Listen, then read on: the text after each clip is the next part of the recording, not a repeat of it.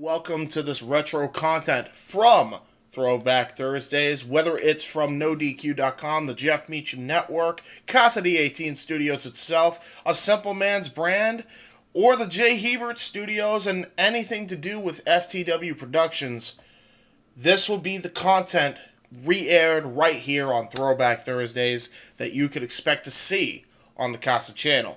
I know watching back some of our old content, whether it's the Open Mic Night intro where I'm laid on my bed, which I kind of cringe at, especially with this cool-ass setup now, or whether it's, just about anything to do with what we have done on FTW Productions, from a Simple Man's brand, from the J. Hebert Studios, to even some Insanity Works and Retro Wrestling Fortune 44 Incorporated stuff. There's some good stuff, there's some cringe stuff, and either way, I hope you guys enjoy that stuff coming up, and, even if you didn't enjoy it, I'll be along with you for the ride. Some of the stuff does not age well, like Jeff's content does. I know he has done a deep dive on his own content and cringed at his own self, but either way, I hope you enjoy it regardless. I know in some of these clips, I have a fondness to them. So with that being said, enjoy this Throwback Thursday, and until next time, we'll see you on the J. Hebert side.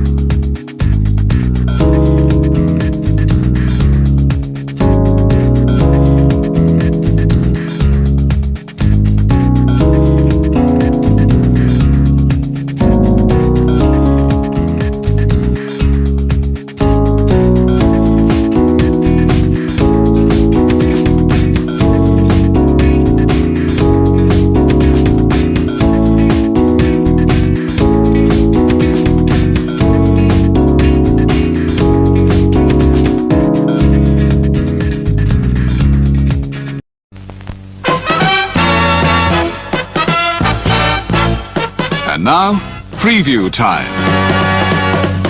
So let's take a look at what's coming your way.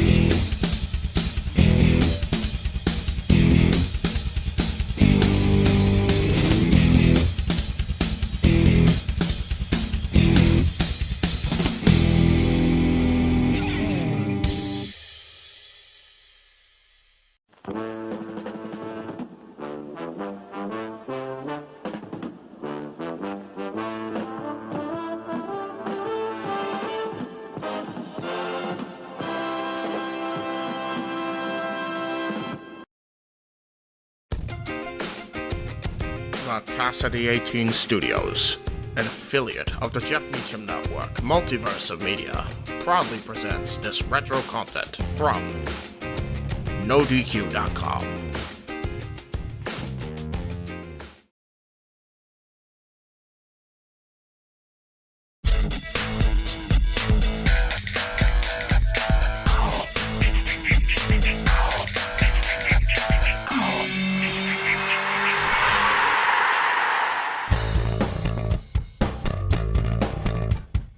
Hello everyone and welcome to this edition of Talk Wrestling here on NoDQ.com, MySpace.com, and YouTube. Thank you very much for being patient with me and coming back. It's been a long time, but I appreciate all your patience and all your dedication to the show. I appreciate all the questions that have come in. This show we're going to talk about WrestleMania, the Hall of Fame, and the new arrival in my life. That's going to be this show. Next show we'll get to your questions. I apologize. I know I said we get to your questions this show, but this show is going to be about WrestleMania, about the Hall of Fame, and about my new experience in life. So I apologize for that. But the questions are saved. They're right here. We'll get them on the next show. I promise. So here we go with this episode. The Hall of Fame. Let's talk about that first. Very disappointed in the Hall of Fame ceremony this year. I went to the Hall of Fame back in 2005 as well, and I was much more happy with the last Hall of Fame than this one. The fans weren't quite as obnoxious as they were this year. The fans this year were very over the top. They didn't know when to quit. Basically, they would chant at Cena every 2 minutes. Cena sucks, and they would boo him, even though he's in the main event of the biggest show of the year, one of the main events of the biggest show of the year. They still, it's like he doesn't suck. It's very obvious he doesn't suck. Yes, he has a limited moveset, but you know what? So did Hogan for 20 years, and Hogan was the most over guy in the history of being over. He was. It's the way it is. Cena is over. Let's just face it. Face reality, folks. And they would woo every time Flair would talk. They would woo every time anybody would talk. They wouldn't let people finish their speeches. They made the Rock speech go on for ever and ever, it seemed like. I don't know if you've seen... Aaron, did they show the full speech from The Rock on the Hall of Fame ceremony? No, they didn't. Okay. Well, basically, the Rock speech went about 20 minutes too long. Let's put it that way. Because he kept responding to everything the fans chanted at him. So... that'll show up on the WrestleMania DVD 3 disc DVD that's coming out on May 20th. You'll see what I'm talking about, and hopefully they don't edit it out because it was long.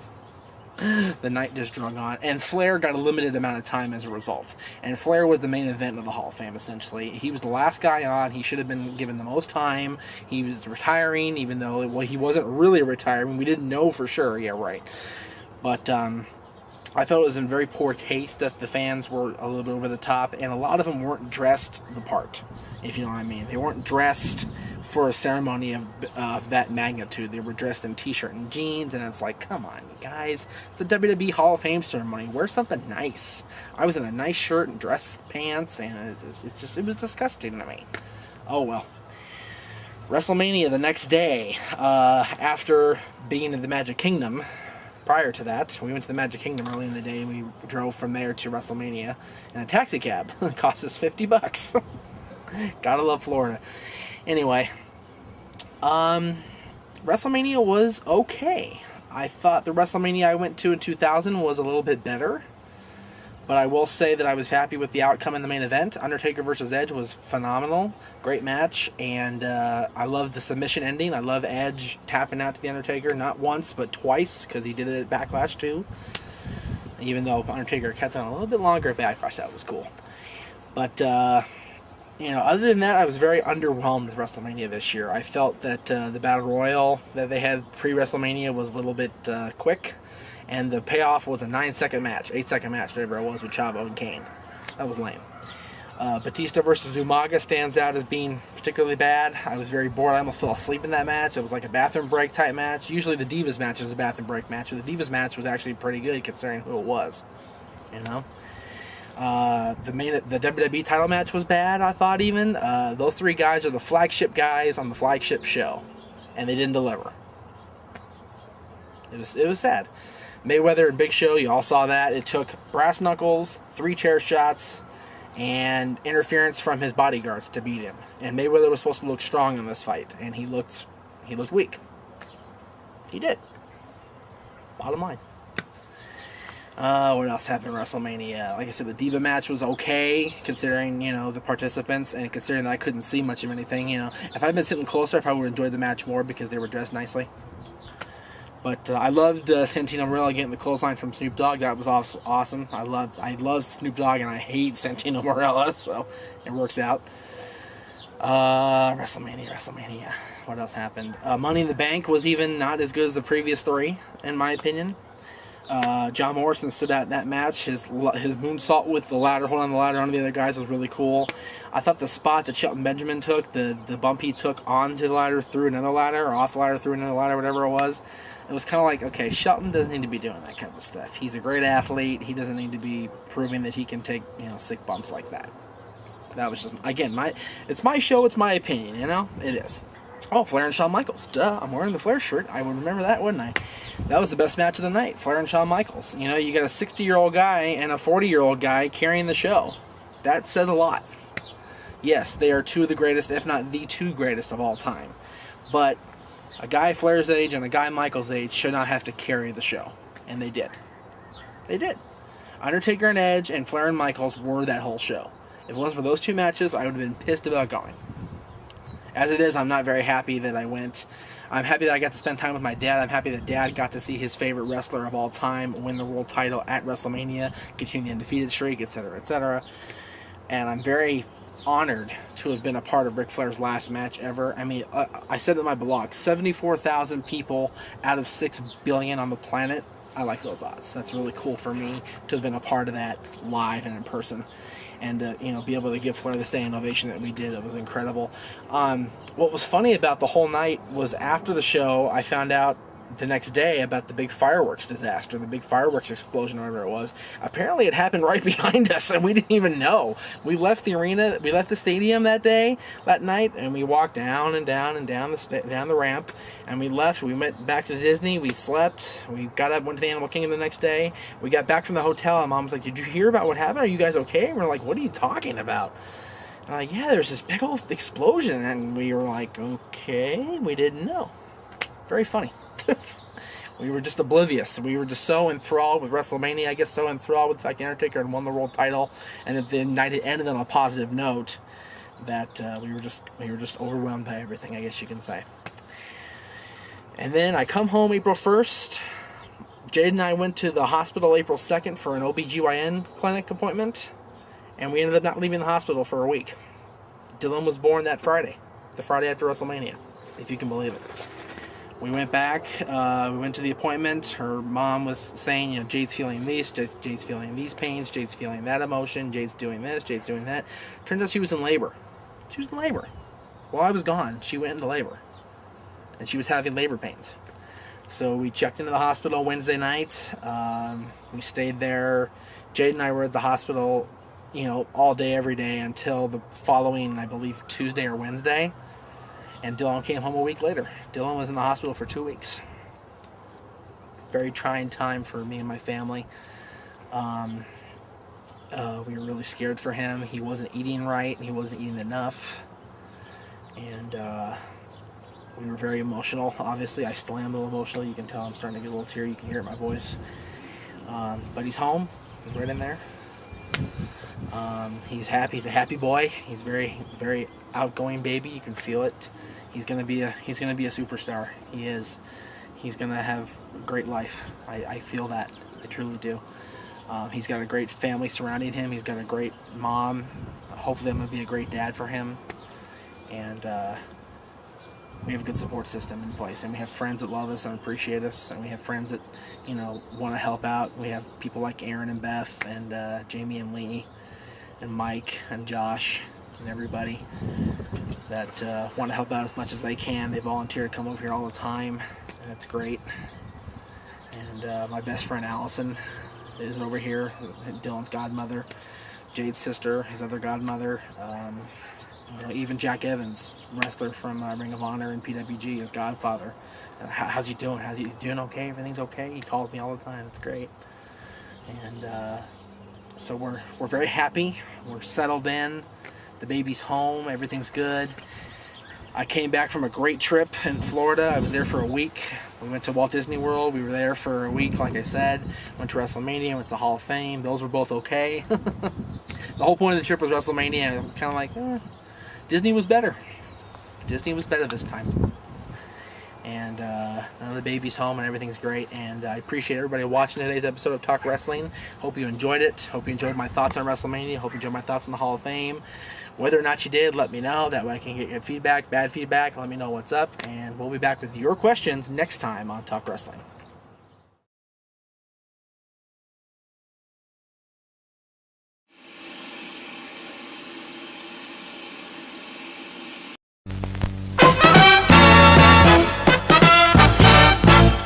And now, preview time. So let's take a look at what's coming your way.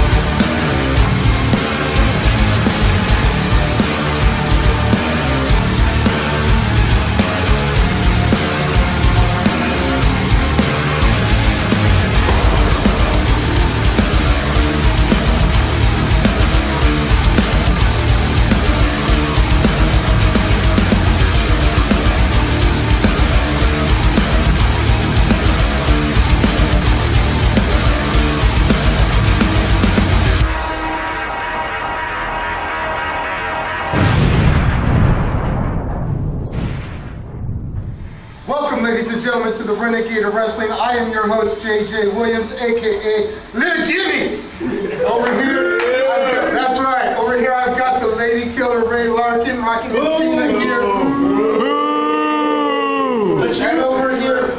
And over here, I've got Steph Boy making his return. Mike Caldwell to the show. We're going to go over real quick the results of the pay-per-view.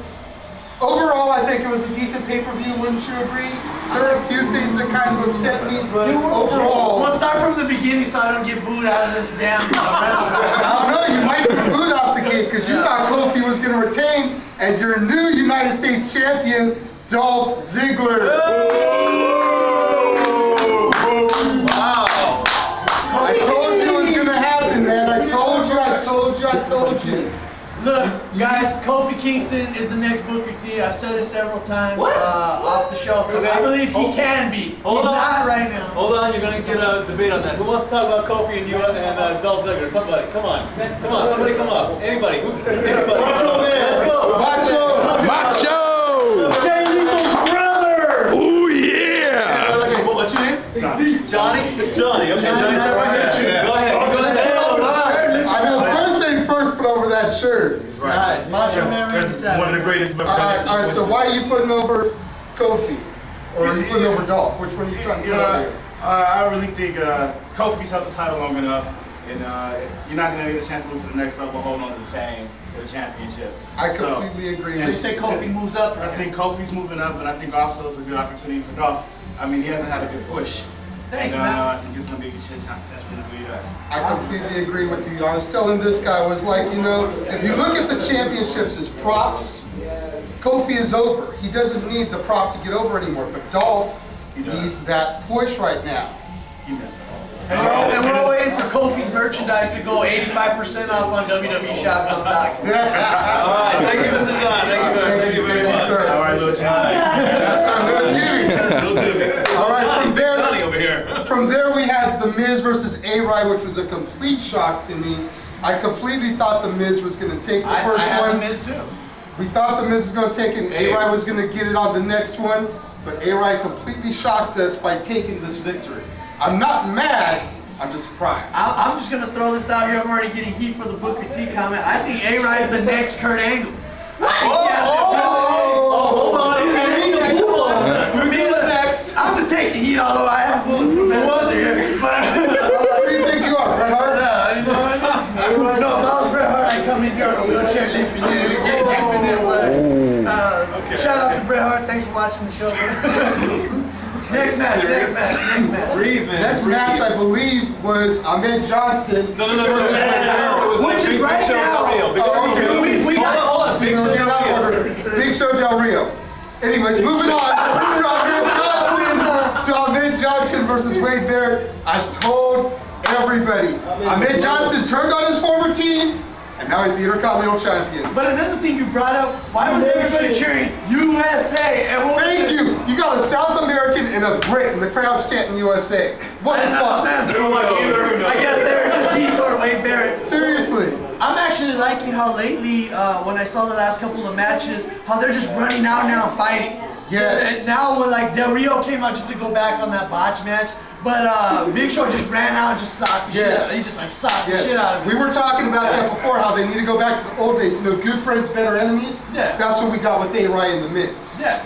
You know, I actually want them to bring the shows back together because they'll actually force WWE creative to be creative. You know what I mean? So that's just how I feel about that. The only problem with that is if to bring the shows together, Zack Ryder's going to get fired. Yeah. There'll be no superstars. All right, so there you had CM Punk and Rey Mysterio, baby. The straight edge savior once again dominated the little San Diego masked misfit. I had faith Zambo was going to win the whole time. So did I. Especially since last year he got his CM Punk got his head shaved, embarrassed pretty much in every which way, and CM Punk got his revenge. It was a good match. Very surprising at the end. Almost looked like a botch when he got him in the ropes. It was pretty darn close, but I thought it was really slow paced though. I thought both of them could have gone a little bit faster. Come on in, my friend. Come on. You got something to say. Come on in. It's okay. Come on. Anybody want to put Ray Come on. Come on. Somebody. Come on. Somebody get Is there a black girl that wants to put Ray over? All right, after that,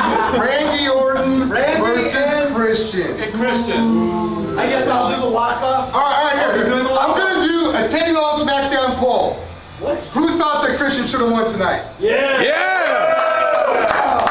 Who's happy that Randy retained?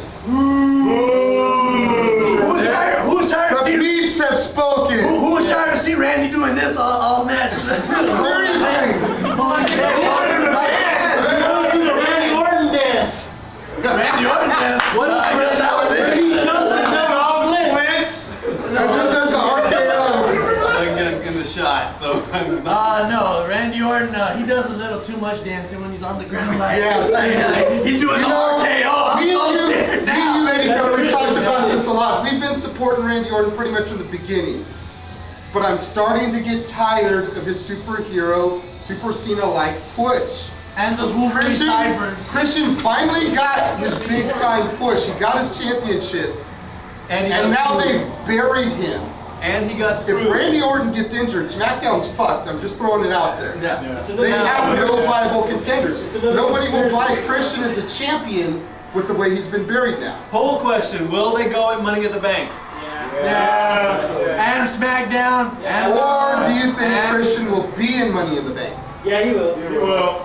I think Christian will be in the ladder match I and love this possibly crowd win. over here. This is a good crowd. I think Christian's gonna throw a tantrum either way. He did, and then he The next match. did, and then this across the head. Yeah. Come on now. The next match, Evan Bourne versus the All-American Jack Swagger.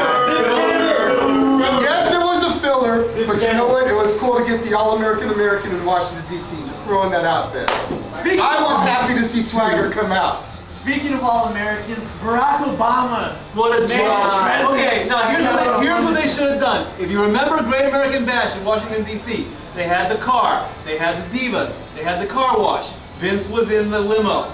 Why not do it again, except this time actually put Barack Obama in the car, have him do that big smile, and the car takes off back to the White House. How about that? I thought Sarah Palin was gonna come out. Oh,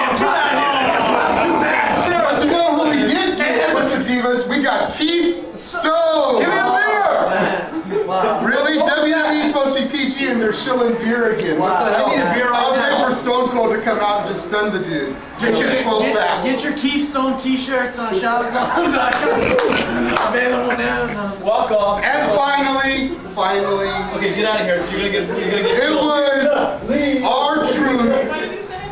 R-Truth versus John Cena. How is it that little Jimmy got a t-shirt, but R-Truth can't get no t-shirt? I like your shirt, by the way. It was little Jimmy.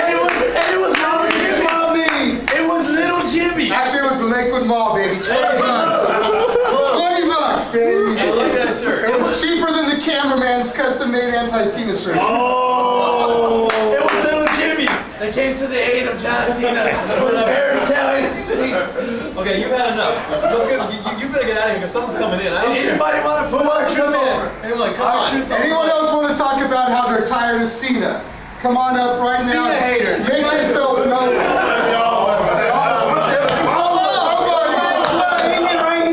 Go ahead. Get him, Josh. Get him. Go ahead. Say it. Go ahead.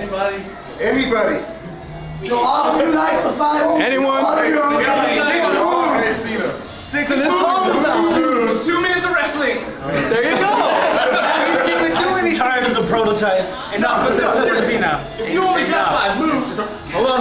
Go ahead. What do if you you only think? got 5 moves, it's fine. But don't hit them all in a row. I mean, Jericho had his moveset was limited near the end. What was Jericho's move again? But he never hit all 5 of them in a row every night. Keep going, man. Keep going. This is good stuff. Keep going. Look. He can't wrestle. Yes. He has no personality. Yes. Even a kindergartner would put him over tonight. What the Even a toddler. That was his new finisher. The kindergartner was his new finisher. Little Jimmy. Michael Jackson used that finisher. Little Jimmy. Little Jimmy put him What did you say? He's got help from little Jimmy. There you go. By the way, you're hot. You're a lucky man. Join us next week when we'll be at Tyler Elementary School. Well, we will put Cena over. We will get Cena over with them. In all seriousness, we want to thank all the fans for coming out tonight. Thank you for making the pay-per-views here feel like you're actually live at the pay-per-view. Yes. Thank you, Nationals. Thank you for watching the show. We will be back on Thursday with another episode from the Long Beach Clothing Company where we talk about the best entrance themes in wrestling. Until then, I am the Renegade of Wrestling, JJ Williams. This is Stat Boy. This is the Lady Killer, but you already knew that. And we'll see you next time. Later. Check your belts.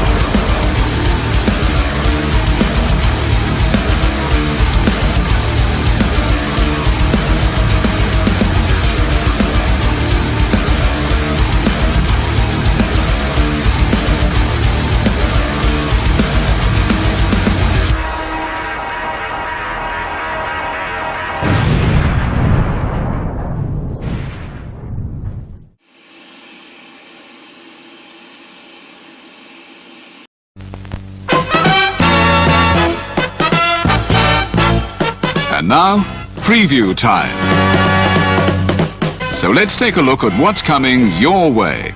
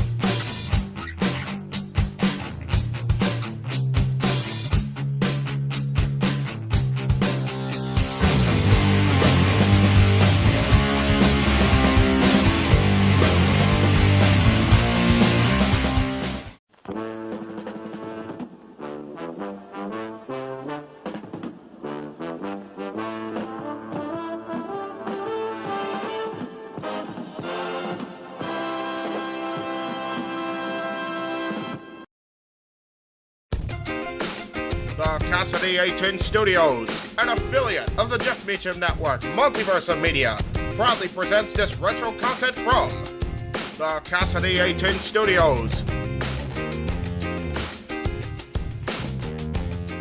Shall we begin?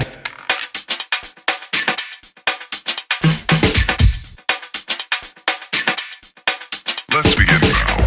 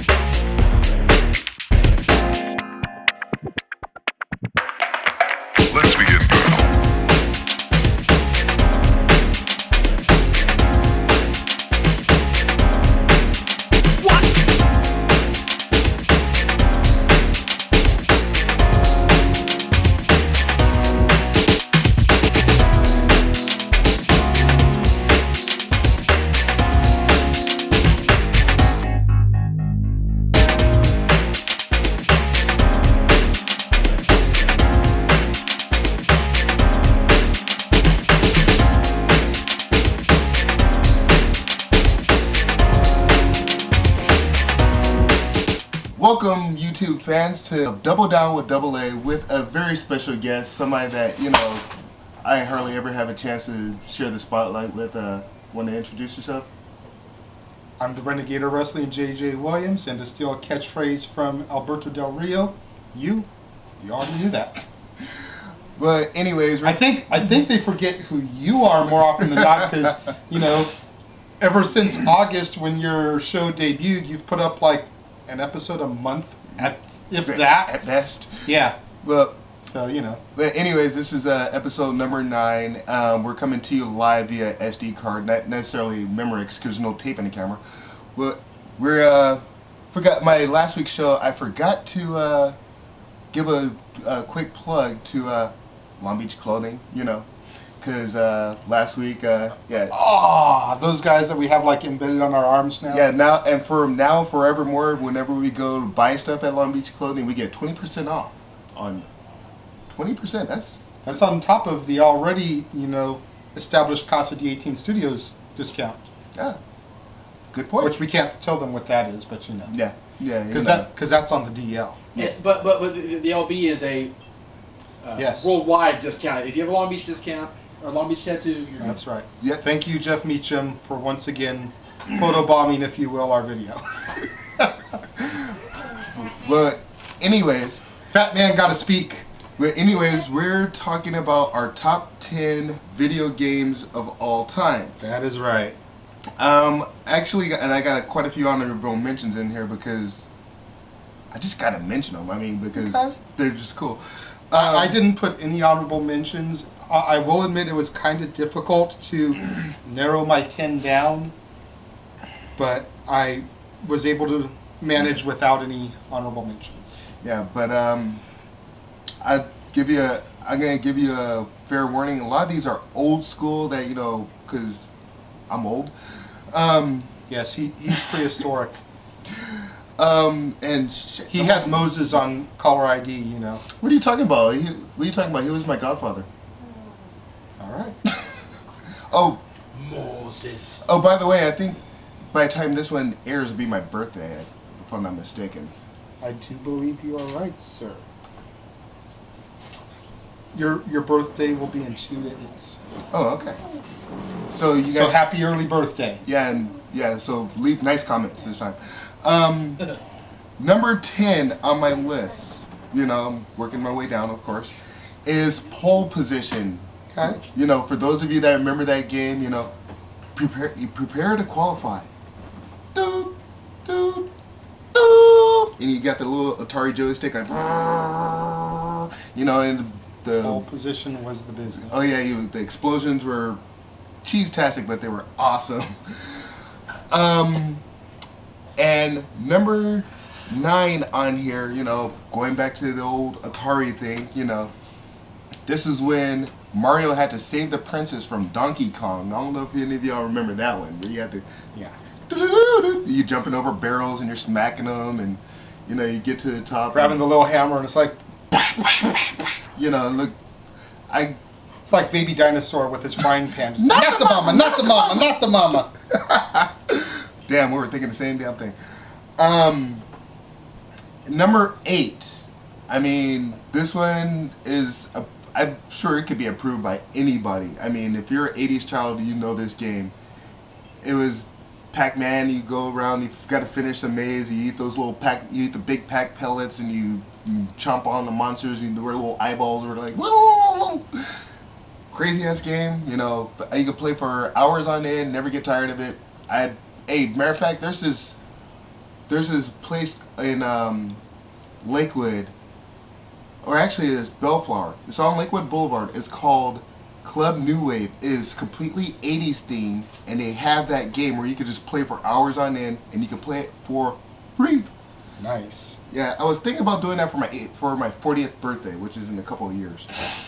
A lot sooner than anyone else is in this house. Shut up. And number 7, I'm actually going a little bit. I'm not necessarily in the 80s yet, but it's getting there. It's getting there. Legend of Zelda. Zelda was the 80s. You mean you're out of the 80s? Not quite getting out of the 80s? I said I'm not quite in the 90s yet, but I'm getting there. But you said 80s. But it's okay.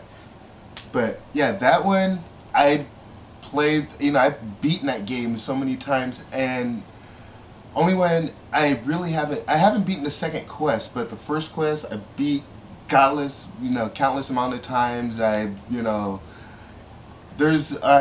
also figured out a way to skip the wooden sword and go straight to the white sword. Nice. Okay. Then that where you have to pretty much get the bombs, and where you could like hit the secret compartments and get all 5 hearts. then you can unlock the white sword. Cool. Number 6 on there is any of the Street Fighter games. You know, and I'm sure this one will probably be Statboy approved because there was a certain guy that alter ego of his called the LB Kid, where he used to have that in his moveset. Hadouken! DDT. Yep. I don't know about any of them from the Street Fighter set. I was always more partial to Street Fighter 2, personally, but you know. Okay. And number 5. Actually, I put anything, but actually I go anywhere to like Mortal 3. Okay. Mortal Kombat, you know. Okay. Get over here! You know, Scorpion, Sub-Zero, finish him, you know. Yeah. Sub-Zero wins. Fatality. Actually, flawless victory. Actually, the latest one that I played where you can do the finish him, you can make yourself commit suicide where that person won't kill you. Interesting. They call it the Hierarchy victory. Number 4, Super Mario Brothers 3. Okay. You know, I played that one for hours on end. You know, I don't think I ever beaten it, but I used to enjoy playing that one when I was Mario 3 was the business. When I was in high school. And number 3, notice Super Mario Brothers 2 isn't in there because personally I think that sucked. But Super Mario Brothers 1. Okay. That one was the business. I mean, anytime I get an opportunity to play it, I'll play it. Matter of fact, I used to have that little makeshift game thing that you can buy at the mall for like $20, plug it into your television. You know, I used to play that one I still play that one whenever I get the chance. Number 2 is Tetris. You know, whether you play it on your cell phone, your computer, your Nintendo set, Game Boy, whatever. I can play that, you know, I can play that until my eyeballs are getting ready to fall out. Okay. And your number 1, your coup de grace. My coup de grace of all games that I love to play, drum roll please. Anything from the Grand Theft Auto series. Okay. And I'll tell you why. Anytime I'm having a bad day, anytime I want to just smack somebody around, anytime I want to kill somebody or run somebody over, I could do it and do it legally by playing that game. Okay, fair enough. You know, you can shoot people, you can run them over, you can beat them up, steal their money, you know, do it for hours on end. Yeah, I don't condone any of the behavior in GTA, but I do think it's kind of funny when you can jump into a car with a hooker, screw her to get your health back, and then beat her up and take the money back that you paid her for the sex in the first place. That's just kind of amusing to me. Only in video games, though. Quite a few honorable mentions. I'm not gonna, you know, explain them. They're just in there just because I can, you know, really narrow it down to just 10. But any of the Madden games, Mike Tyson's Punch-Out, Resident Evil, Crash Bandicoot, Sonic the Hedgehog, Super Tecmo Bowl, First Down, hut, hut, hut, hut, hut, hut, hut, hut. Any of the NBA Live games, and Duck Hunt. Alright, pretty good list that you got there. Thank you, sir. And I am going to start off my list at number 10 with one of your honorable mentions. Oh, okay. Duck Hunt. Loved that game when it first came out. Every now and again I'll find myself buying an original Nintendo set and making sure that I get the Mario Duck Hunt double game so that I can play it. One thing that always pissed me off about that game though was the damn dog. It's like, you know, you miss and he just starts clowning on you. I just would always take the gun and try and shoot the dog. You too? Again, I don't condone animal violence, but you get so frustrated that you missed shooting the bird or the clay pigeon that you just want to start busting caps in the dog. Number 9, Paperboy. Oh my god, I forgot about that one. Paperboy, again, one of those games that whenever I end up with an OG Nintendo system, always got to make sure I have Paperboy. Paperboy is hashtag the business. Number 8, Ninja Gaiden. I'm getting, sound effects of commendation over here from Statboy. He knows what I'm talking about. Ninja Gaiden was just this epic ninja fighting game for the regular Nintendo, which most of my games are for the original Nintendo because, like you, I'm an old soul. Yeah, the graphics and some of the gameplay are better in the more modern day games, but you just can't beat the classics sometimes when it comes to gaming. Number 7, Bubble Bobble. Oh, wow. I forgot about that one. Bubble Bobble was the business for me. Number 6, Up, Up, Down, Down, Left, Right, B-A Start. Contra. Contra. Yeah. And you have to use that code so that you can get your unlimited lives because that game was hard to beat off of just like the regular lives and everything that they gave. That game was freaking crazy. I don't think I ever got past the second board. It was just insane. The Konami code, I believe, works on every Konami game. Number 5, I believe the newest game to make my list, Marvel vs. Capcom. Oh, I forgot about that one. You can have like Wolverine versus Riot. Wow. Gambit versus Ken. Now I remember that game, yes. My team was Spider-Man and Wolverine. Because I'd use Spider-Man to throw the web and wrap them up. Then I'd tag in Wolverine and he'd go in there and just start slicing people up. Ooh, you're just evil, dude. Darn tootin'. Speaking of evil, number 4, Mortal Kombat. The original. Why the original? Because it's the only one I could do fatalities on. And it had to be the Sega Genesis version. It's the only version I could actually get the fatalities down on. Start up, Scorpion. Just rip off the mask. Fire turns into dust, baby. Yeah, Scorpion was my boy. Number 3, going back to the OG Nintendo, and a game that very few people probably will remember, Town and Country Surf Designs, Wood and Water Rage, baby. Is that with the ape or gorilla or whatever? Yes! Oh my god! You do the skateboarding? Yes, you do a skateboarding track, you surf, do all kinds of those old Holy cow, I forgot about that. That's how I roll, baby. That's how I roll. I gotta give you props on that one, man. That was my game. Number 2, the only computer game to make my list. Uh-oh. Where in the world is Carmen Sandiego? I remember playing that on Apple or something like that. That's a computer. We had that game. That is how I learned a lot about history and foreign countries. Big up to Lynn Thigpen, who used to be the chief on the TV show.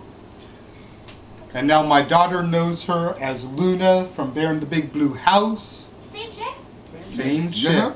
Nice. She originally got her start, and here's a dated reference that I think only Aaron may know. She was the DJ in the Warriors. Alright, Big Boppers. Warriors. Come out to play! And my numero uno choice, Super Mario Brothers 3. Alright. The raccoon suit. And it makes number 1 on my list for a couple reasons. 1, arguably the greatest Mario role-playing game ever made. Number 2, it was the featured video game in The Wizard. It was? It was. That's what everything built up to. When they finally got to Universal Studios to enter the video game competition, and Fred Savage's little brother was on the stage to win it all, he had to score in Super Mario Bros. 3. See, I have to actually and watch that was movie. the first time the masses had ever seen the game, because it hadn't yet debuted. I have to actually watch the movie. I never seen it because I thought it was going to be lame when I saw the trailer for it. Because he had the power glove, and he's like, "What is that, dude?" He's like, "It's called a power glove. Yeah, just keep your power glove off of her." And he points to his girlfriend or something like that. I was just like, this is going to be stupid, so I'm not going to watch it. Get out of the show. It's my You show. have never seen The Wizard? No. Oh Lord, here we You're go. kicking me. You're kicking me off of my Bo show. Bridges, Christian Slater, and Fred Savage. Need I say more? Plus Nintendo video games, plus a bomb-ass 80s soundtrack.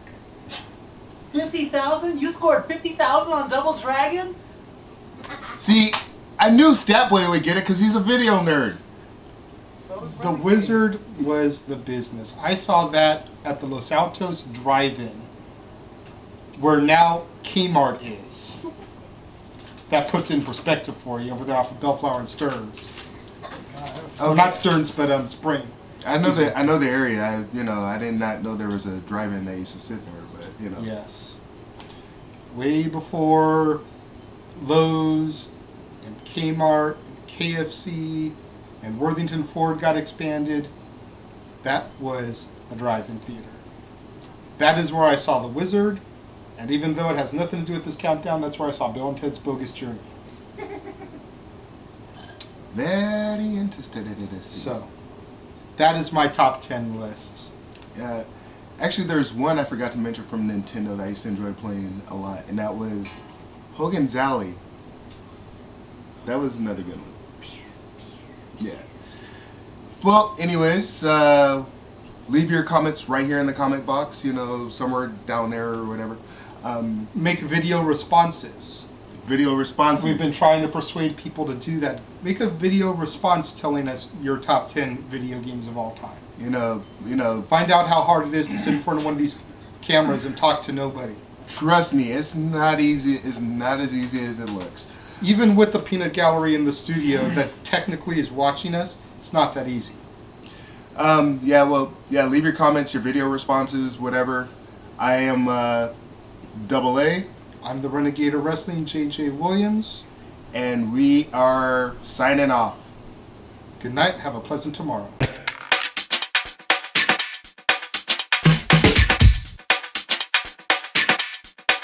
Let's begin now.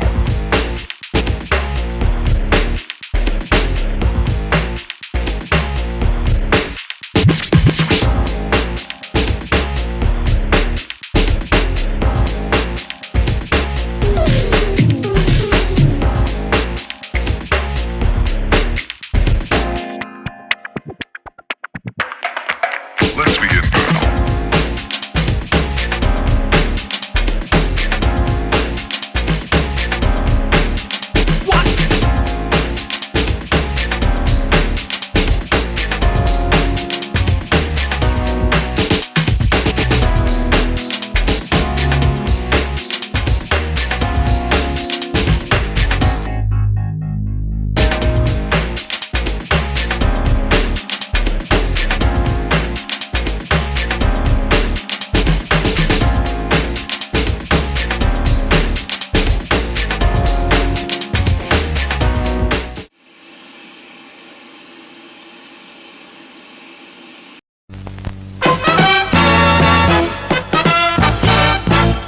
And now, preview time.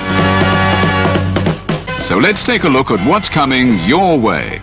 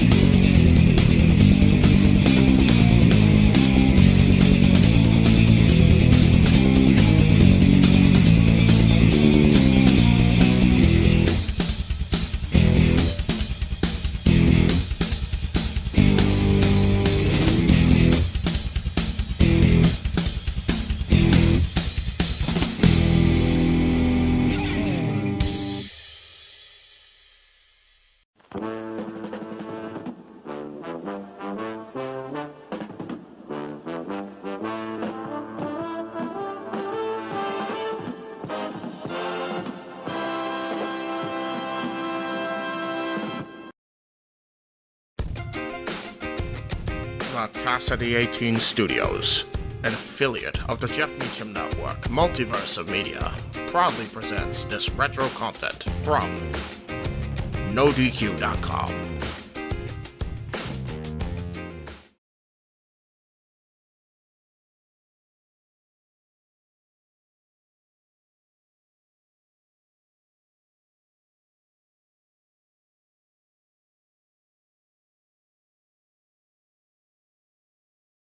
Welcome everyone to NoDQ&A video here on NoDQ.com. I am the owner Aaron Rift, here to answer your questions regarding the world of professional wrestling. So let's get right down to it. Do you think The Rock will wrestle at the pay-per-views leading up to WrestleMania such as Royal Rumble and Elimination Chamber to get rid of ring rust? Well, right now the big advertisement for Survivor Series is talking about how The Rock will be returning to the ring. Now what does this mean? Does this mean he's going to wrestle again? The way I see it, he'll come out, cut a promo, maybe give somebody the rock bottom, but I would be very surprised if he actually wrestles in a match at Survivor Series, let alone any other pay-per-view before WrestleMania 28. I think it's a very special situation to see his first match be at WrestleMania 28. And I think doing it before that would hurt WrestleMania 28 at least a little bit. I think they should leave it for WrestleMania 20, and if he's going to wrestle more after that, that's fine. But let the big moment be WrestleMania 20, where we finally get to see The Rock back in action. That's what I think is the best way for WWE to go, and that's where I expect them to go. Hey Aaron, do you think Goldberg will return to the WWE? If he does, when do you think this will happen? At this point, I do not expect Goldberg to return to WWE. If he was going to be back, it would have been this year at WrestleMania 27 in Atlanta. But the fact that, he wasn't there, no Hall of Fame, nothing like that, and there was it was somewhat, pretty good rumors out there that he was going to be there, and nothing came of it. So he's made it pretty clear he does not like Vince McMahon. He does not like the WWE corporate machine and how they handled his character. And that's just the way it is. They're two bulls butting heads, and they don't really get along. They clash.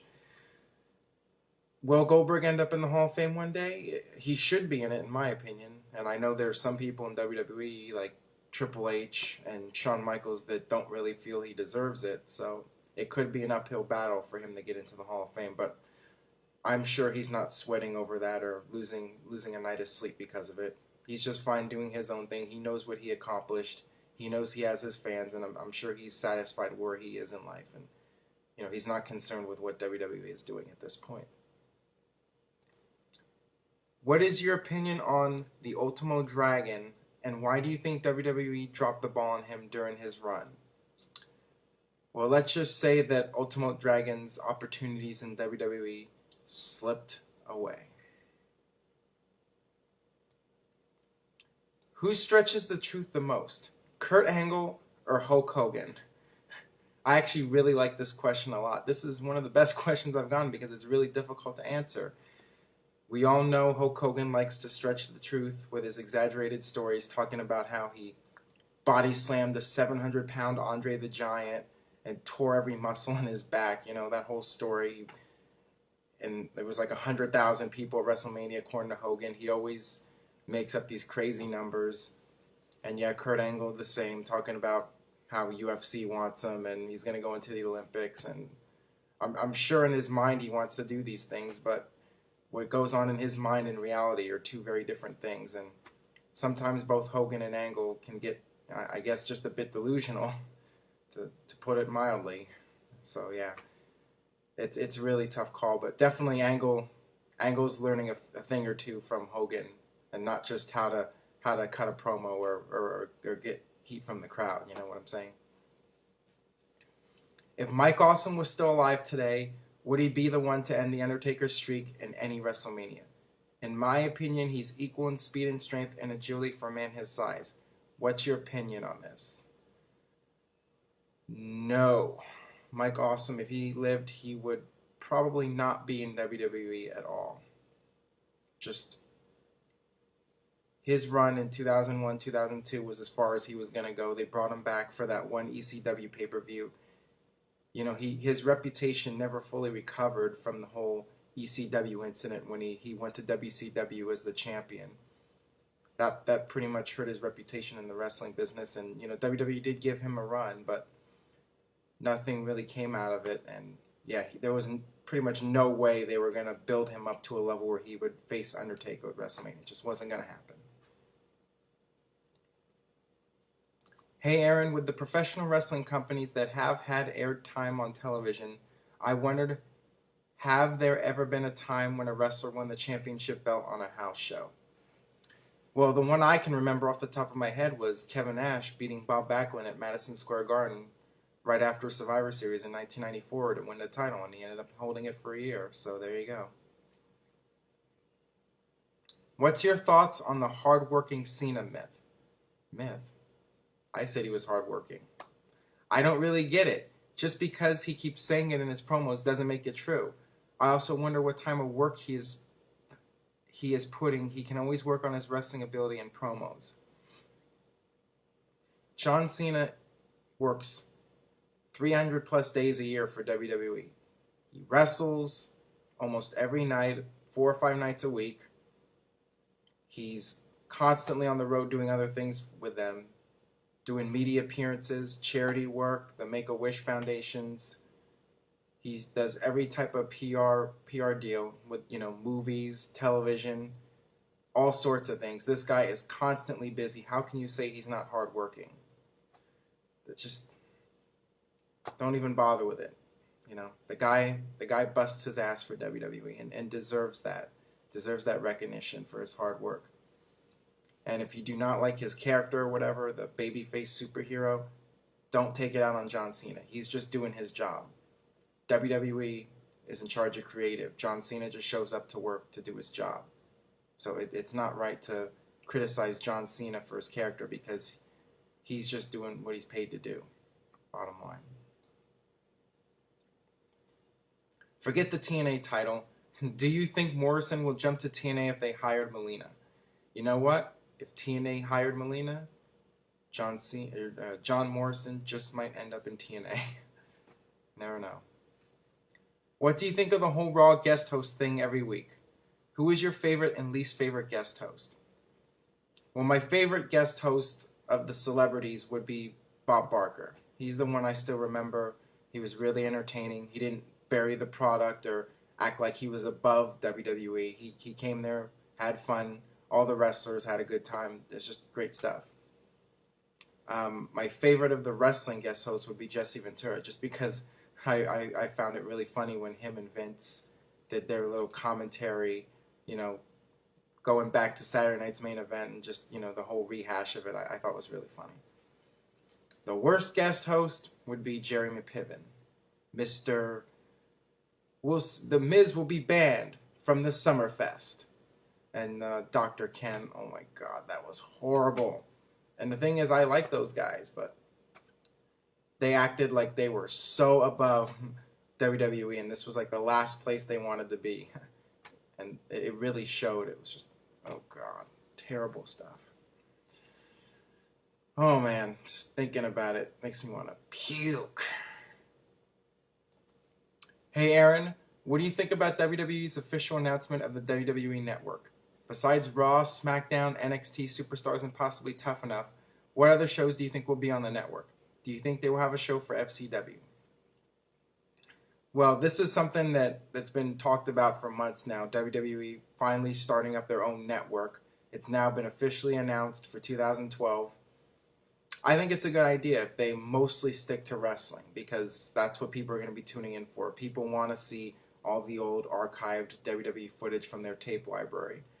For me, I'd love to see some of the old Saturday Night's main events, all the old Nitros, and so on and so forth. So as long as WWE sticks mostly in the wrestling realm, I think the network has a good shot of being a success.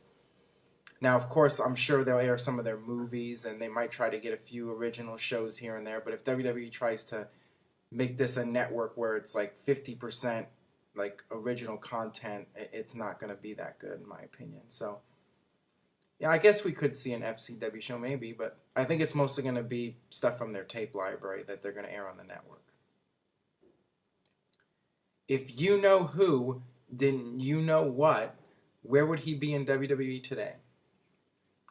My guess is that his career was already starting to wind down when he went to ECW, and I'm guessing he would probably be like some kind of trainer by this point, maybe in FCW.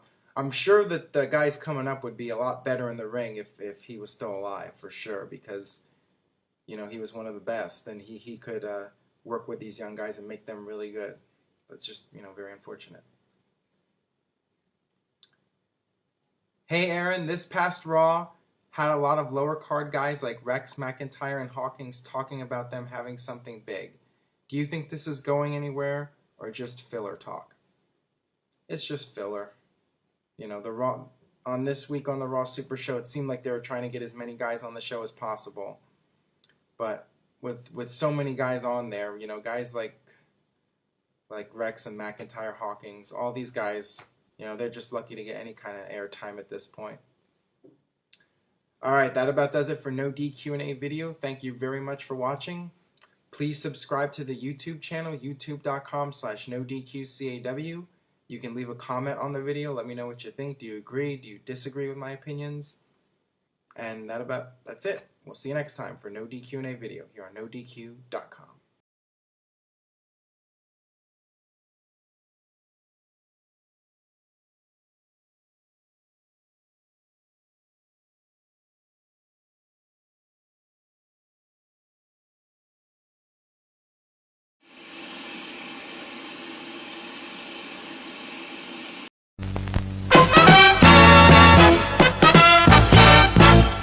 And now, preview time.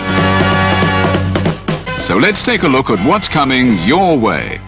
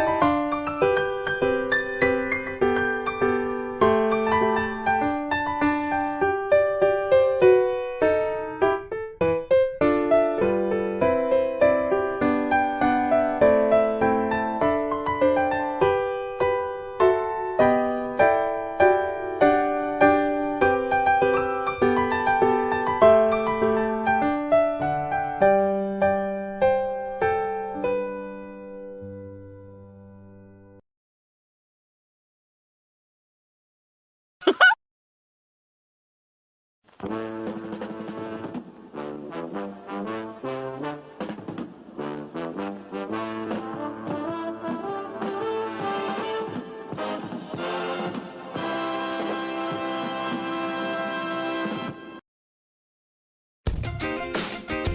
Casa D18 Studios, an affiliate of the Jeff Meacham Network, Multiverse of Media, proudly presents this retro content from the Casa D18 Studios.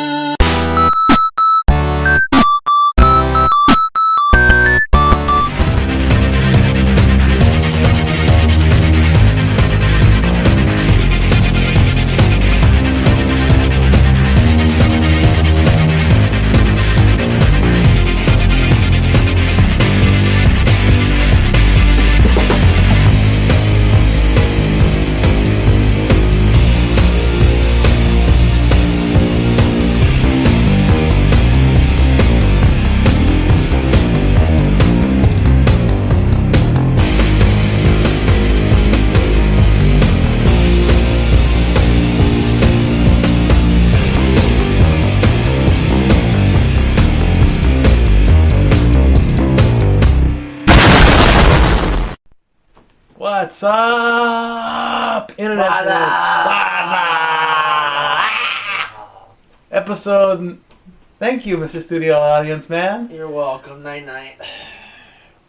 If you're gonna sleep during my show, you get the hell on out of here. No, I awake. I promise. I promise. If I hear one snore out of you, I'm gonna come over there and wake not you, him. Okay, I'll be good. You're gonna hold to that, Internet fans. All right. Okay. This is episode 19 of Stat Boy Rants, and as always, these rants are Stat Boy approved, as said by the shirts. A lot of stuff has been going on in the wrestling world, or in the wrestling world if you're down in South, and all that. And the main topic of this episode is going to be Survivor Series, which is this Sunday in Telemundo. But let me quickly touch on a couple things in the real world.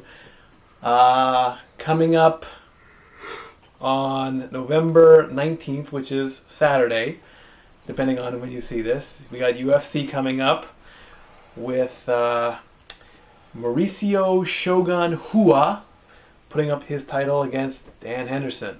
That's going to be a good matchup. And another cool match that I'm going to want to look forward to is Wanderlei Silva against the guy, I think his name is Kong Lee, not Chun Li, not like the video game character. And this pay-per-view has got to make up for the debacle that happened last weekend. I told you guys, if you watched my episodes, I told you this was going to happen. There was going to be a half an hour of hype. And what if the fight ran short? And guess what? It did. 64 seconds. Junior Dos Santos knocks out Cain Velasquez. I told you. And I told you. And if everybody remembered what Dana was doing, he was stamping the table. Brock let... Yes? I think the special guest star, that was the vein in Dana's forehead. Yeah. Ready to pop. That shit was epic. In fact, Dana has been tweeting a lot. And apparently he gave away 2 free tickets to the show. He was giving away clues, kind of like The Amazing Race. I follow Dana White on Twitter, at Dana White, of course. And so, you know, there is another UFC Fox fight coming up in January. Don't know the details yet, but it is slated for January. And they better pick a better fight. I mean, if they won't bring in GSP, you know, he's got a fight coming up. And also, today was a sad day for ABC Daytime. Don't worry, nobody's dead. But Regis Philbin, you know, the guy, he talks like this. He likes to talk about Notre Dame football. Gelman, what's going on? That's my best attempt at Regis, so yes. Thank you. But now he's... And thank you. Now, he's saying he's not retiring, he's just moving on. He's been in the business for 28 years. He wants to go do something else. He's written a book, and for the past maybe couple weeks they've been counting down with the moments and all that. So I even tweeted, "Thank you, Regis. You know, the show is not going to be the same. I may not even watch it anymore because it's like Kelly's going to take over the show now. It's now live with Kelly and whoever. We don't know who she's going to do guest hosts for a month." Not literally. Get your minds out of the gutters, fans. She's not going to do every guest host that pops in. Happily married woman, man. Yeah. She's kind of hot, though, for a daytime. No homo, but so's the hubby. Have you seen the hubby? I know his name is Mark Consuelos. I know nothing about him. They met on All My Children, so they gotta be good looking. They're both on soap operas. You're kind of creeping me out there that you watch All My Children. I don't watch All My Children. My mom does. I just know these things. But it's a good thing you said no homo. For those of you that don't know the no homo joke, it was on the Boondocks, and apparently if you say something about a guy like, you know, that guy has got big muscles, you got to immediately say no homo. That cancels out any chance of someone calling you gay. Is that right? Did I get that part right? Good. Okay. You immediately say no homo. Like, you know, if a guy walks by in a business suit and you say, "Hey, that's a good looking suit on that guy," you immediately say no homo, or otherwise everyone's gonna think you're gay. So you learned that one. You gotta explain the mystique, man. Well, it's a mystique. Whatever. There's a mystique to our no homo situation in this house. Blew it, dude. I don't care. It's my show. Hey, I'll ruin your show. Maybe, whatever. Maybe I do. Okay, fine. And something else I want to bring up, and then I will get to the Survivor Series stuff. Yes. I had a little challenge in my head. Maybe we can call this the Stat Boy Challenge. I don't know. But what I want from the fans is this. I sometimes used to watch The Maury Show. Daytime stuff. And of course, the biggest thing they do is, you know, the paternity tests and the lie detectors tests. So here's what I want you to do. I want you guys to go on the internet, because I can't find this stuff. I want you, the norm is, you know, guy and girl. Guy accuses girl of cheating. Or girl accuses guy of cheating, I'm sorry. Girl accuses guy of cheating. Guy takes lie detector test and fails. Girl gets up in his face and threatens to dump him. Here's what I want you guys to do. I want you guys to go out into internet land and find me a video of a girl accusing a guy of cheating. He takes the test and passes, and the girl still claims that he's cheating.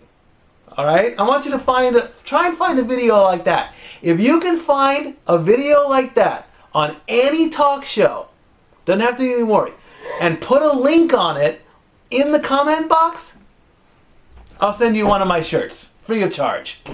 Make it a little contest. I want to see this stuff. I want to see if this stuff really happens. I know it sounds corny. I know it sounds dumb. But let's just see if you guys are paying attention. I want to find a video like that just to say I've seen it.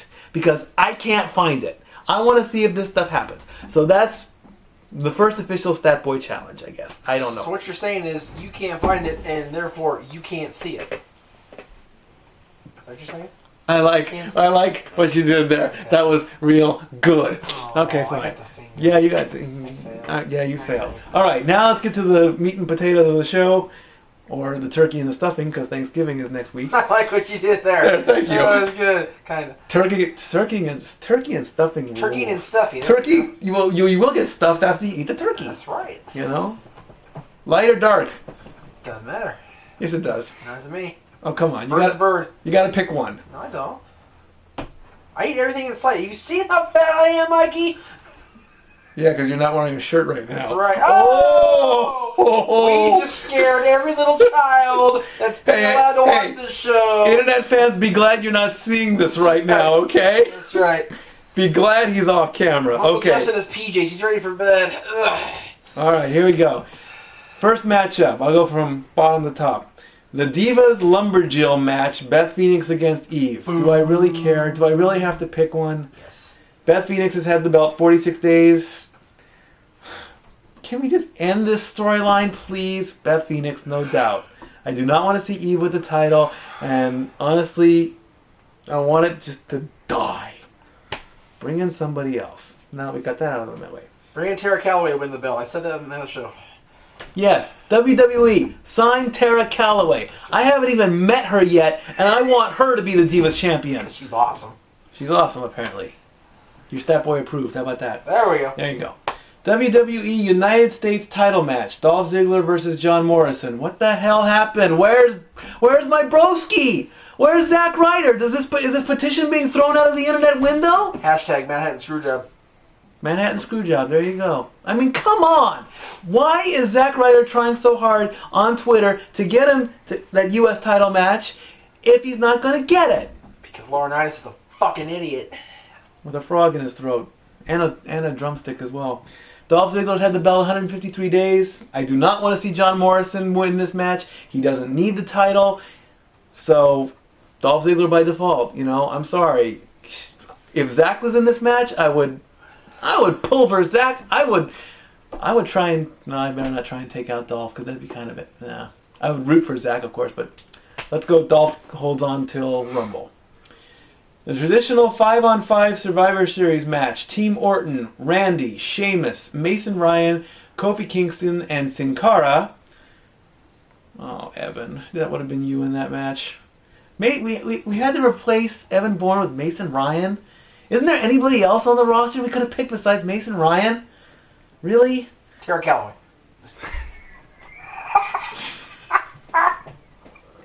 She should be in every match. She's North American champion. Damn it. Shameless plug. Against right. Team Barrett, Wade Barrett, Cody Rhodes, Jack Swagger, Hunico, and Dolph Ziggler. Dolph is doing double duty. Let me give a quick shout out to Cody Rhodes. It's a damn good thing you finally took off the mask. Good for you. You didn't need it. It was getting boring. And I actually like that little sadistic little smile that he does. And then he's like, and then he turns all serious, you know. So that's a good heel character. Cody's bipolar. He's bipolar, but in a good way. There's no good bipolar, trust me. When it comes to Cody Rhodes, yes it is. Let's say that I'm going to say Team Orton is going to win. No. I want to take that back. I want Team Barrett to win, and I want Cody to be sole survivor. Everybody else gets eliminated. Give Cody an extra boost. He had a small boost when he took the mask off. Let's give him a bigger one. Maybe even a title push. Who knows? If they wanted to give you a big push, I already mentioned this on our show. If they want a big push for Cody, they should have him pin Orton to win it all. There you go. With the belt? Okay, with the belt. Cheap with the belt. Oh, I don't care as long as Cody wins. Of course, Christian got injured over in Europe, so that's why Dolph is in. Maybe Christian will make a play. He did on SmackDown with his crutches. And just so you guys know, the ankle is legit. If you watch SmackDown and you saw that nasty picture, it looked like something you would see in a medical class. Ugh, nasty. Let's see you fake that one. Oh yeah, wrestling's fake. When you see a big old foot the size of a watermelon come out to here, it's like, that ain't fake. The neck brace, maybe he's got a stinger. I don't know. Stinger, where are you? Psycho boy, Stinger. Okay. The WWE World Heavyweight Championship match. Mark Henry versus The Big Show. Mark's had the belt 61 days now. I think that's long enough. But, do I really want to see Big Show as champion?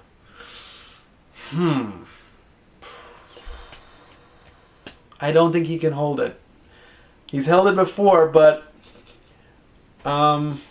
if they want to continue with the I'm the unstoppable champion, no one's going to take this belt off of me, you know. So, damn, I'm torn. I'm going to go with Mark. I think maybe he can go until Mania, and that'll be maybe like 120 days or 130 days like that. So, yeah. I don't want to see the Big Show, though, carted out, because they both have said one of us is, or Mark Henry said, one of us is going to be carted out on a stretcher and it ain't going to be me. So, it should be a street fight. It should be more brutal than just trying to knock each other out. A stretcher match? No. No? No. No stretcher match. Okay. Stretcher matches are... I mean, because yeah, you incapacitate him, but I mean, just pushing him over a line to win, that too cheap. WWE Championship match, Alberto Del Rio versus CM Punk. If you've paid attention to the last few episodes when I've talked about Alberto Del Rio and CM Punk, you know who I want to win this match. I want Punk to have a legitimate title run. Enough said. Now, even though Del Rio's had the belt for 47 days, and I know I'm contradicting myself that he hasn't had a good title run, I'm going to throw that one in the garbage right now because I want to see Punk hold the belt for a good long 90 days or whatever. And like you said on Raw, you know, I'll do this, this, and this to make the title worthwhile. So I'm rooting for Punk. And just for more fun, let's lock in the Anaconda Vice again like you did with Michael Cole, because that was funny. I was laughing that time. And of course, the match of the whatever you want to call it, the main event tag team match, John Cena and The Rock, whoever he is, because he hasn't been around for 7.5 years, against Awesome Truth, The Miz, and R-Truth. Now, the whole thing back and forth with Cena and Rock, you know, going back and forth, well, but my partner said this, and, you know, Boots to Asses is now trending, and I bitch slap Rock and Mangina and all that. That was actually quite funny. I'll give you that. Maybe after this match, if Rock decides to stick around, yeah, like that's going to happen. Although he is still filming the G.I. Joe movie, so I don't know. It'd be a nice little Facebook Twitter war again. That's cool. In fact, a couple stats popped up that Cena has more Facebook followers, but Rock has more Twitter followers. So, you know, it kind of, yes? But the difference is widely more so on Facebook. John has almost double what Rock has on Facebook. The Twitter race is very close. I was just going to say that. I'm sorry. You're welcome. Go ahead. Okay, thank you. The whole trending war is like I said before, that's... I want Stat Boy Approved to be trending, honest to God. We've been trying. We've been trending so much. We've been trending Stat Boy Approved, the Manhattan Screwjob. Manhattan Screwjob. You know. Are you serious, bro? Yeah. Are you serious, bro? We did the Freeway Face Off. Yes, we did. Congratulations to the Kings. They did Job Morrison. Job Morrison. That's Renegades. We did that one. You know, one of our trends has got to be trending worldwide. Come on, fans. Do we have to ask The Rock to trend our hashtags for us so we can have a million hits? I don't want to rock shit. Fuck that. Exactly. Like I said. As far as an official pick, I'm almost torn down the middle. I would like to see Awesome Truth win, and then, you know, that'll cause a nice little implosion between Cena and Rock. You know, it's like we got beaten by these guys because of you and your Twitter and you and your Facebook, and before you know it, they're going at it, and then Rock decides to leave. Or maybe they win and Rock's ego just shoots even higher than it already is. Right now, I think he's at the top of the Empire State Building, and I think that's as high as you can go. Unless you go all the way up to Mount McKinley, Whitney, High Rushmore, and all those high mountains. Sears Tower. And then even higher. Heck, why not go into the Andromeda Galaxy or whatever? I don't know. So, you know, I'm probably going to be pulling for Awesome Truth, but I think Cena and Rock are going to win. And then after the match, who knows what's going to happen after the match? Will they shake hands? Will Cena double attitude adjustment on Rock? Rock hits the rock bottom on Cena. Taker comes out. That would be great. I mean, Taker made his debut 25 years ago. Not at the very first Survivor Series. 21 years ago, sorry. I made a mistake, I'll admit it. You know, that'd be nice. We need Taker to come back. You know, just whatever. So, we got a good little weekend coming up. We're going to be here in Casa D18 for Survivor Series. We're not going to the Del Rio lanes. We're not going to go out. We're going to have a nice little family get-together. We'll all be tweeting during the show. I'll be on Facebook on my Statboy Rants page, giving up updates and all that stuff. Ask me questions during the show if you want. We'll do that. And we'll go from there. Next week is Thanksgiving. Get those turkeys ready. Thaw them out properly. Hell, invite me over to dinner. Would you like to have Statboy at your table for Thanksgiving? I'll give the Thanksgiving blessing. How about that? I'll bless the turkey and then I'll eat it. We've got our Make epic. sure the turkey is Statboy approved. As long as it's cooked properly. Yes. I actually want to try a deep fried turkey because those things are cool. You know, you take the turkey and you stick it in the deep fryer, and the thing just bubbles like a witch's cauldron. And that is the coolest thing. I didn't even think you could deep fry a turkey. You know, you'll be having a kosher turkey on Thursday. I've had a kosher turkey before. Didn't know that. Yeah. Okay. My sister. Oh, okay. Yeah, she cooked a good turkey I didn't know you had last a year. sister. Yeah. I seriously didn't know. Natalie's mom. Oh, that okay. Well, is all right. my sister. All right, I thought you meant legit. Natalie's all right, dad. All right, okay. My brother. All right. Do I need to go through my whole my family? My blood? Let's not touch that subject. That's why I was wondering why you brought her up, dude. We haven't sat at the table since 1992. Statboy approved. But Damn. So 1971 was Statboy approved. Yeah, really. There you go. Yeah. All right. Our epic show is coming. Woo! And then after that, we're going to do another epic show. And this time, Mr. Jeff Meacham gets to be on the panel. Because it will be wrestling related.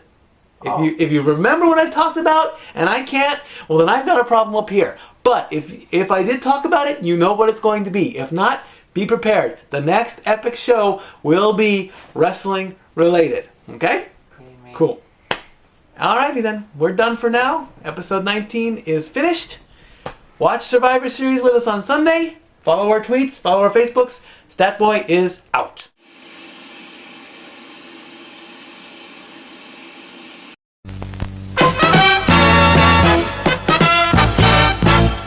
And now, preview time. So let's take a look at what's coming your way.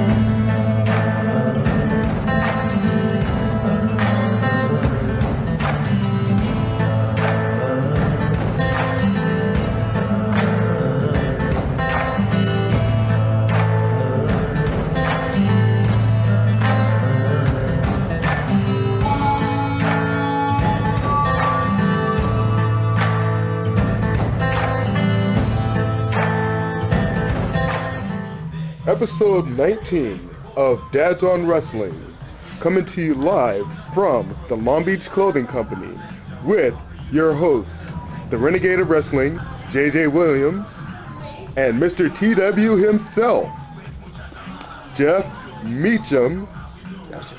Starts right now. My post is too cocky. I can take that back. Wait a minute.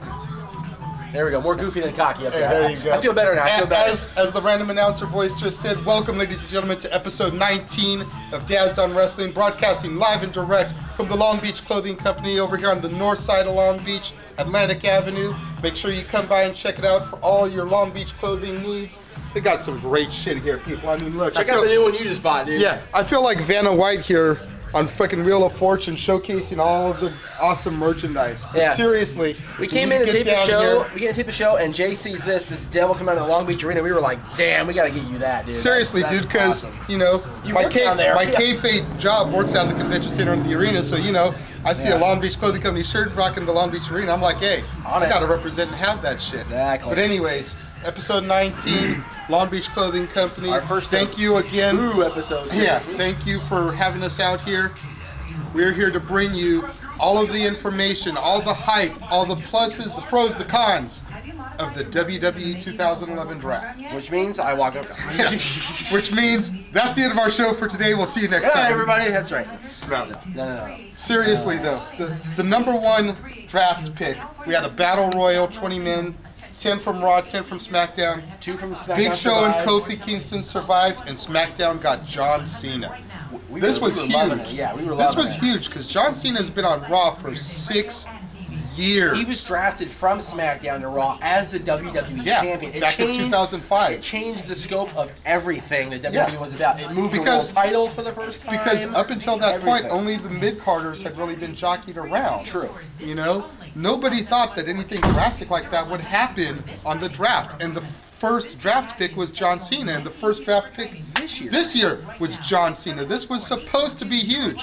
We'll get to why it wasn't in a minute, in case you already saw Raw. Cena's pick in 2005 when he got drafted the story was told by Chris Jericho. Even though we found out in his book that he knew, the look of surprise on his face, the Jericho's character surprise, he was like, he's on Raw! Right? So that told the whole story.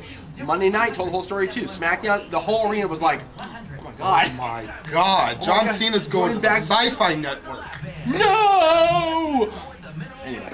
Number 2 draft pick. Eve beat Layla in a Divas match. Raw got Rey Mysterio. So this was a 1-2 Mike Tyson knockout combo. Like, seriously, this was hard hitting. The real story besides Rey Mysterio getting Raw getting Rey Mysterio was the complete disintegration of LayCool and Layla's finally fighting back and just bitching Michelle out and just tearing her apart. It was like, awesome, because I've been a Layla fan for years. Yep, we love Layla here. But Rey Mysterio was only on Raw for 1 year the last time he got drafted. Back in 08. 08, okay. 2008. Thank you to Statboy, by the way, for all these little tidbits that I've got. Back in 2008, Rey Mysterio got drafted, and at the big time, again, that was a huge coup for Raw because the Mexican demographic, you know, had the CW and UPN, and they were like counting on Rey to bring that demographic to those ratings, and then they pulled him away, and those ratings kind of suffered a little bit. Which is funny because then we thought, so then they put him back, but now that, you know, it's on Sci-Fi, it's not the same demographic anymore, I guess, so that's why they went ahead and pulled him to Raw. Which is funny because then we thought, okay, well, at least SmackDown has Alberto. That got changed later. That got changed later, yeah. Third draft pick, Kofi Kingston beat Sheamus, and SmackDown got Randy Orton. That is huge. These are 3 big names. Randy Orton, at the end of the day, was the biggest one of the night. Yeah, because we haven't gotten to that. We haven't gotten to that one yet, yeah, but Randy Orton was the biggest one of the night.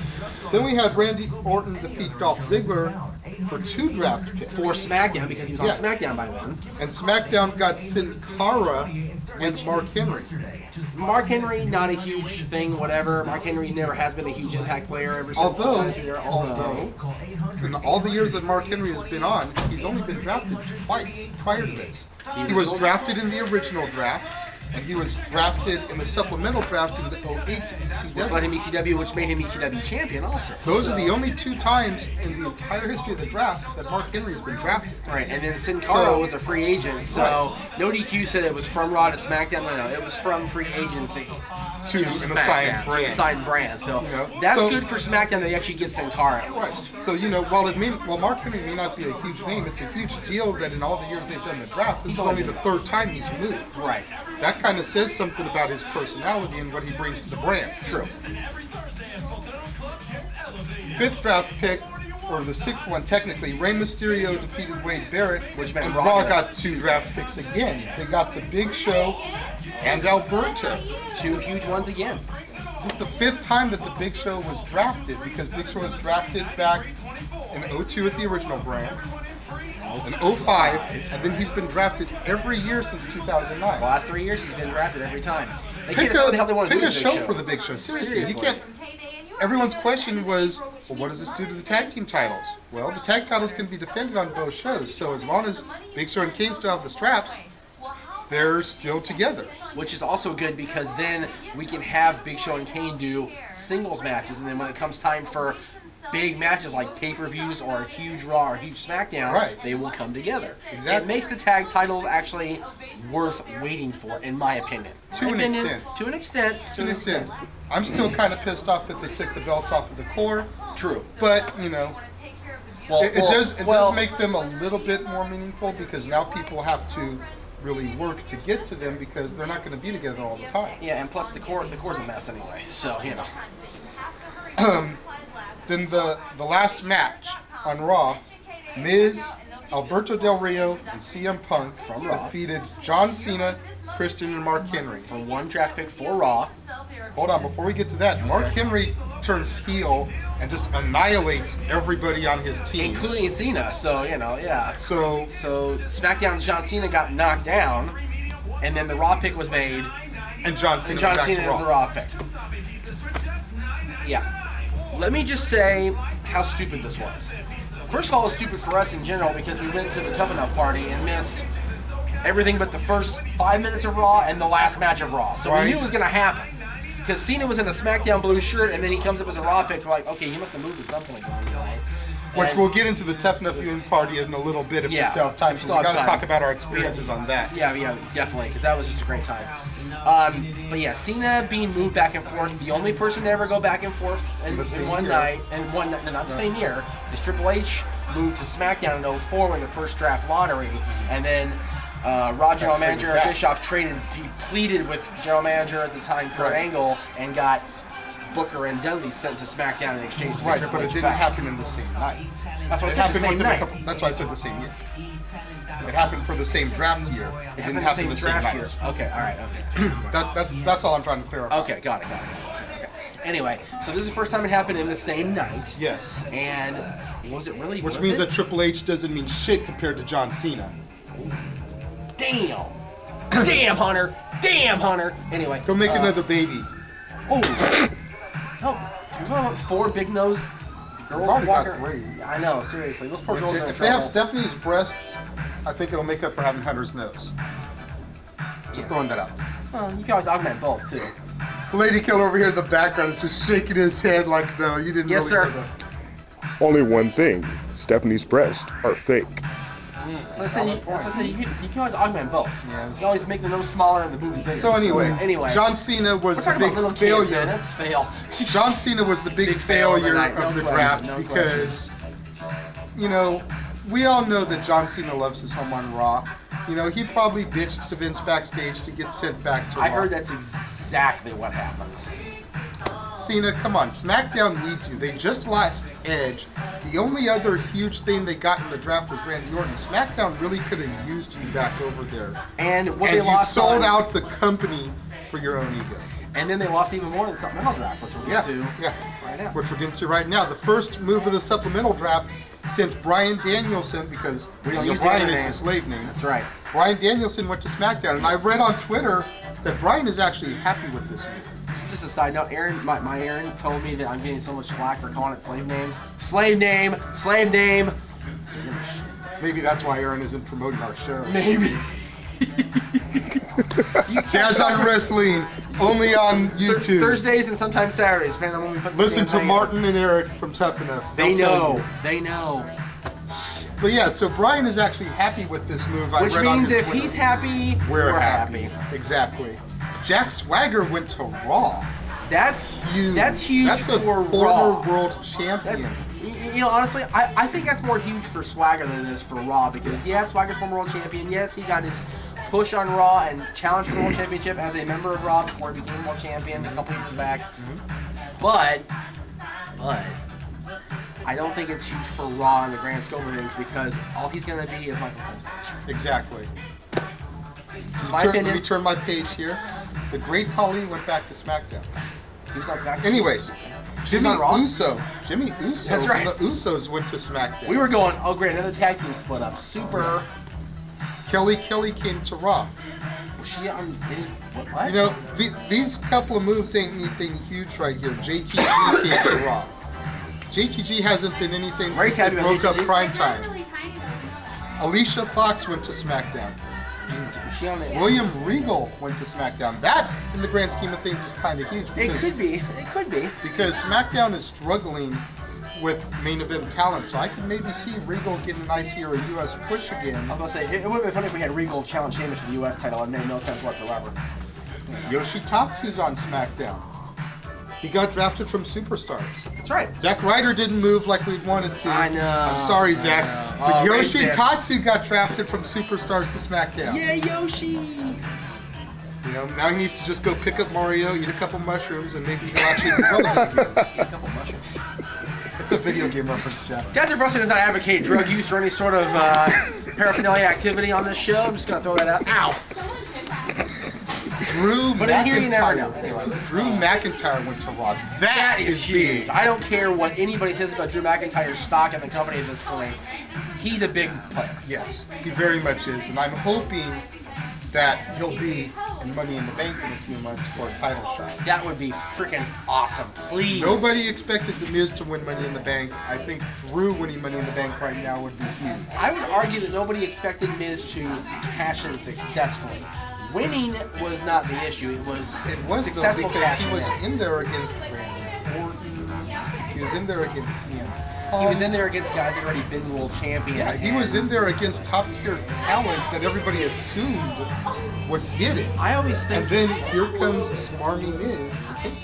I always think the Money in the Bank is meant for guys that have not won the world championship yet, and cashing like Edge did the first time, like Punk, Swagger, Miz now. Yeah. But Punk was a two-time Money in the Bank winner back-to-back after he had already won the world title. And Edge was and 05, then he won it again. And Edge was 07, although he did beat Kennedy for it. He Not beat he Kennedy didn't win the for it. Money in the Bank. Yeah. Anyway, Natalya went to SmackDown. That was a huge disappointment for me. Although I love Natty to death. She needs to be on the A show. If Karma goes to Raw, it's okay because you don't have Dominant Diva on each show. Kurt Hawkins went to Raw. Moving on. Chris Masters went to Raw. Moving on. Jey Uso went to SmackDown. So at least they put the tag team back together. Kept them together. Yeah. It just took a while to put them back together. Right. Turning my page, Kofi Kingston came to Raw. That's another big another move. huge one. Feel the boom drop, baby. Kofi is now on Raw. Yep. I could maybe see Kofi being the one to take the title from Wade. Could be on Sunday. Could be. We'll talk more about that in the prediction show. Yeah, At least we'll try to. There's so much stuff going on for Extreme Rules. We have to get to everything. Yeah. That's why, make sure you check out episode 20. That's why we're bringing in the Lady Killer Ray Larkin once again, because he's just got the jokes to help us fill out that time, man. Gotta make that time fill. Ted DiBiase went to SmackDown. That could be huge in the grand scheme of things if they put a freaking belt on it. It could be, but my thought process right now is ignored. Okay. We'll see. Tyson Kidd went to SmackDown. Tyson Kidd's still employed? Maybe they'll put Tyson and Natty back together. Since they are dating. Maybe. Hopefully. I think that's the only way Tyson will become relevant again. Right. Because ever since he lost his diesel, when he broke up the Hart Dynasty, once he lost his diesel, he's been nothing. Yep. Tamina went to SmackDown, which means that Santino has lost his girlfriend. But the Usos may have regained her. Maybe. I don't know. You know, if I was one of the Usos and Tamina turned on me the way she did, I wouldn't welcome that bitch back. I wouldn't either, but they are. I'd be like, get down on your knees and beg me to take you back. Well, at the end of the day, they are kin, though. The whole Samoa, this Alpha Samoa handle, the whole thing. Tyler Rex went to Raw. That's going to be a wreck. I think that's why I was starting to say that. Okay. Anyways, moving on. Tyler Rex's biggest claim to fame is Matt Hardy stole his freaking hair. Yeah, Sorry. seriously. Sorry. And Matt, I'm totally fumbling my words today. Matt Hardy is at least getting world title shots. Matt Hardy is at least getting world title shots against This is true. This is true. For having Tyler Rex's hair. Tyler Rex can't even get a tag team title shot with On somebody. Superstars. Yeah. Yeah. Alex Riley went to SmackDown. This was huge. The Miz has lost his apprentice. But it will be good for him. I think this will be good for Riley too, because, you know, I kind of liked Riley's gimmick, the whole varsity villain on NXT. And if he goes back to that and kind of distance himself from being the Miz's bitch, he might become IC or US champion by this time next year. Yep. I totally see good things for Riley. I agree that it's good that he's away from Miz. I disagree with going back to the varsity villain. I think he's evolved beyond that now. You know, the gimmick kind of worked good for Chris Nowinski when he was doing the whole Harvard graduate and everything. I think that if he got knocked on his head and retired. So, this is true. Yeah. Beth Phoenix went to Raw, which kind of goes to your thing about Karma. If Karma comes to Raw, Beth Phoenix is going to be the one to stop her. I think she's the only viable threat. On Raw, anyway. Natty would be the semi-main event threat, but Karma would eventually beat her. Beth is the only person I could see. She's the Glamazon. Yep. Beth is the only viable contender to Karma. We had talked about, and you brought, I was going to bring up on Talk Wrestling when I did the other day, but I figured, you know what, let Jay and I talk about this because this is Jay's idea. Yeah. Karma goes through everybody. And then she gets to Gale. And goes to plow Gale over. And then you said, you know, let him embrace instead. Yeah. And Gale's the one that's brought Karma in and goes, you know what, you bunch of Barbie bitches. I've been a diva I've been since 2003. I've been around the wrestling business as far as WWE or TNA. At least or the whatever. main companies. At least the main companies, yeah. And I've been pushed aside and made to date Bryan Danielson, for crying out loud. I love Bryan, but come on. And you know, in the other company, I was a world champion. I was the first world champion in that company's history. And the only reason I got beat is because Karma obliterated me. But now we're on the same side. Of course, you can't say all that on WWE TV, Exactly. but that's the point she can make. Exactly. You know, I mean, she can make the point, though, that ever since she came back to WWE, she's been overlooked by all these Barbie dolls, the Michelle McCools, the Laylas, the Eves, the Brie Bellas. And yet made to dress like them. And here's a female that can actually wrestle, and it's like, look, if you're not going to take me seriously, I'm going to bring somebody in to have my back that'll make you take me seriously. Exactly. That could work. We'll see what happens. And then Sheamus went to SmackDown with the United States title, putting both mid-card titles on the same show. Which, I'm going to bring this up on episode 20, but I got to believe one of those belts is going to be defended on Sunday. Which is why I'm thinking Wade Barrett may end up dumping the belt to Kofi. Maybe.